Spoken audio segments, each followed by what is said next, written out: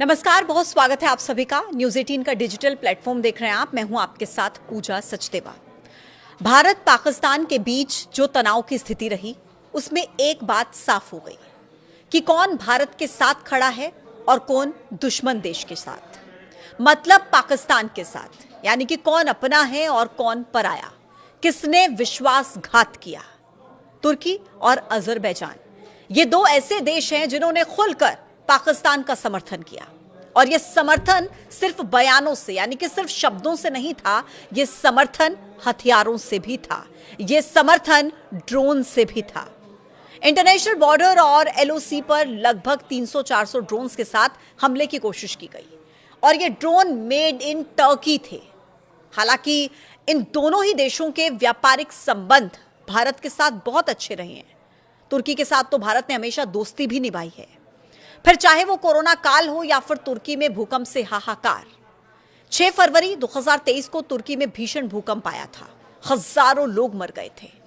उस समय भारत ने तुरंत ऑपरेशन दोस्त शुरू किया, राहत सामग्री, मेडिकल सप्लाई और रेस्क्यू टीम भेजकर यह जताया कि इंसानियत सबसे ऊपर है। इसी तरह कोविड काल में भारत ने वैक्सीन की मदद हो या जरूरी दवाओं की मदद, वो की तुर्की के लिए। लेकिन तुर्की ने क्या किया? तुर्की ने दिया पाकिस्तान का साथ, यानी कि आतंकिस्तान का साथ। जिसके बाद अब भारत के लोगों में गुस्सा है। लोग टर्की और अजरबैजान का बायकॉट कर रहे हैं, जिसका खामियाजा तुर्की और अजरबैजान को भुगतना पड़ेगा। पिछले कुछ सालों में भारी संख्या में भारतीय पर्यटकों ने घूमने के लिए टर्की को चुना। साल 2023 में करीब 2,74,000 भारतीय नागरिक तुर्की गए थे। साल 2024 में तुर्की जाने वाले भारतीय पर्यटकों का यह आंकड़ा बढ़ गया और 3.5 लाख तक पहुंच गया, जिससे तुर्की को $291.6 मिलियन की आमदनी हुई, $291.6 मिलियन। अजरबैजान में साल 2023 में भारत से 1,17,302 से ज्यादा पर्यटक पहुंचे। साल 2022 से अगर इसका कंपैरिजन करें तो दोगुना था पर्यटकों का पहुंचने का सिलसिला।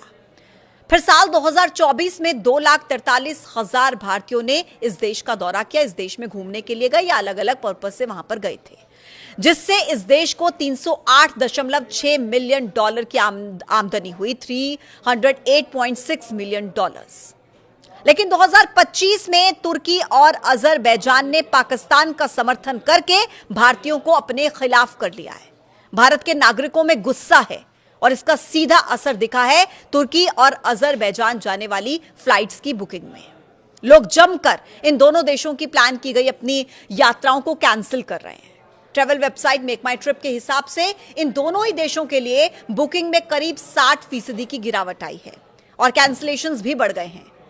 हालांकि आपको पता है कि तुर्की को अभी से इसका खतरा हो रहा है कि अगर भारत के लोगों ने बॉयकॉट किया तो बड़ा नुकसान हो जाएगा, अर्थव्यवस्था में बड़ा नुकसान हो जाएगा, आमदनी में बड़ा नुकसान हो जाएगा। और इसीलिए टर्की पर्यटन विभाग की तरफ से एक लेटर जारी किया गया। कहा कि भारत के पर्यटक जैसे पहले तुर्की आते थे अब भी वैसे ही आए, कुछ नहीं बदला है। हम आपके कंफर्ट का, आपकी सेफ्टी का पूरा ख्याल रखेंगे। लेकिन भारत के लोग कह रहे हैं नहीं, हम नहीं आएंगे। और सोशल मीडिया पर आप देखिए, boycott Turkey, boycott Azerbaijan, boycott Turkey and Azerbaijan, ये सब कुछ वहां पर आपको देखने को मिलेगा। ये एक आप देखिए अभियान सा चल रहा है।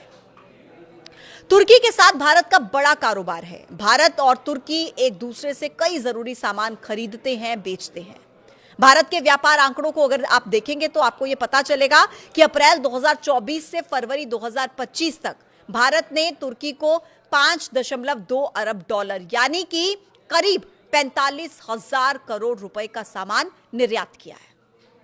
अगर आयात की बात करें तो तुर्की से भारत ने अप्रैल 2024 से फरवरी 2025 तक $2.84 अरब, यानी कि करीब 24.4 हजार करोड़ रुपए का सामान आयात किया था। ऐसे व्यापारिक रिश्ते हैं, उसके बाद भी टर्की ने समर्थन किस देश का किया?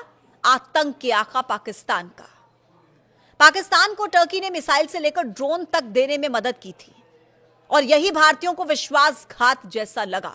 लेकिन आप जरा सोचिए कि 50 से ज्यादा इस्लामिक मुल्क होने के बाद भी आखिर टर्की और अजरबैजान ने ही क्यों पाकिस्तान का समर्थन किया? सीधे शब्दों में आपको समझाएंगे। तुर्की के राष्ट्रपति रेसिप तैयप एर्दोगन, जो लंबे वक्त से मॉडर्न खलीफा बनने की उनको धुन रही है, वो चाहते हैं कि ऑटोमन एम्पायर की तरह उनका देश एक बार फिर से इस्लामिक दुनिया का राजा बने। पाकिस्तान के साथ इस्लाम के आधार पर तुर्की की वैचारिक करीबी है। एर्दोगन अक्सर कश्मीर का मुद्दा उठाते हैं और इसे इस्लामिक मुद्दे के रूप में पेश करते हैं, यानी कि दुनिया को यह दिखाने की कोशिश है कि वो एक इस्लामिक देश पाकिस्तान के साथ खड़ा था। मतलब टर्की और अजरबैजान ने पाकिस्तान का समर्थन धर्म देखकर किया, मजहब देखकर किया। तो आप जरा सोचिए कि क्या हम हिंदुस्तानी मुल्क देखकर, देश देखकर उनका बहिष्कार नहीं कर सकते? अपने सैनिकों को देखकर कि कैसे उन्होंने हमारे लिए ऑपरेशन सिंदूर चलाया, कैसे उन्होंने अपनी जिंदगी को जोखिम में डालकर मुझे, आपको, हम सबको सुरक्षित रखा और रख रहे हैं। क्या हम इसलिए इनका बहिष्कार नहीं कर सकते? अभी आपको तय करना है कि आपको अपनी कमाई का हिस्सा इन्हें देना है या नहीं देना है। यह आपके ऊपर है। आज के इस वीडियो में इतना ही। कल फिर होगी मुलाकात एक नए पॉडकास्ट के साथ। आप देखते रहिए न्यूज़ 18। नमस्कार।